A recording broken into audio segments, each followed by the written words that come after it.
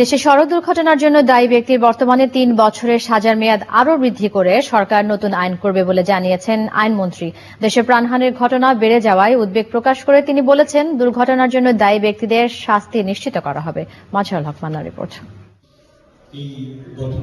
রাজধানীর মহানগর নাট্যমঞ্চে নিরাপদ সড়ক চাই সংগঠনের ৬ষ্ঠ মহাসমাবেশ।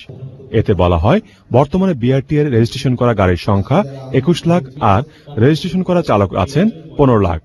এছাড়া অদক্ষ চালক ও বেপরোয়া যানবাহন চলাচলে মৃত্যুর বিষয়টি তুলে ধরা হয় আলোচনায়। সড়ক দুর্ঘটনার বিষয়ে প্রতিকার চান স্বজনরা। সিস্টেমকে কঠোরভাবে জিরো টলারেন্স দেখিয়ে কঠোর আইন করুন।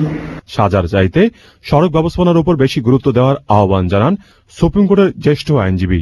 সার্বিক দৃষ্টিভঙ্গি থেকে যদি আমরা না দেখি, তাহলে শুধু আইন এবং শাস্তি শুধু নির্ধারণ করলেই এটা সমাধান হবে বা কোনো ইমপ্রুভমেন্ট হবে, এটা নট নেসেসারি।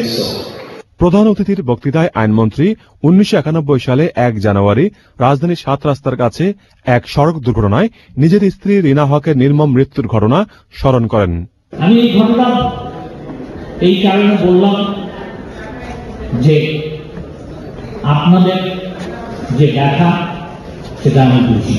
সম্প্রতি সময়ে দেশে সড়ক দুর্ঘটনার উদ্বেগজনক হারে বেড়ে গেছে। আমি এই আইন পরিবর্তন করে সাজা বৃদ্ধির জন্য পেনাল কোড সংশোধন করে নতুন আইন আমি সংসদে উপস্থাপন করব। যারা দায়ী তাদের যেন উচিত শাস্তি হবে সেই ব্যবস্থা থাকবে। নিরাপদ সড়ক চাইয়ের চেয়ারম্যান ইলিয়াস কাঞ্চন বলেছেন, শুধু চালক নয়, যারা দুর্ঘটনার জন্য দায়ী থাকবে তাদের সকলকে আইনের আওতায় আনার দাবি জানান তিনি। মাজহারুল হক মান্না, চ্যানেল আই, ঢাকা।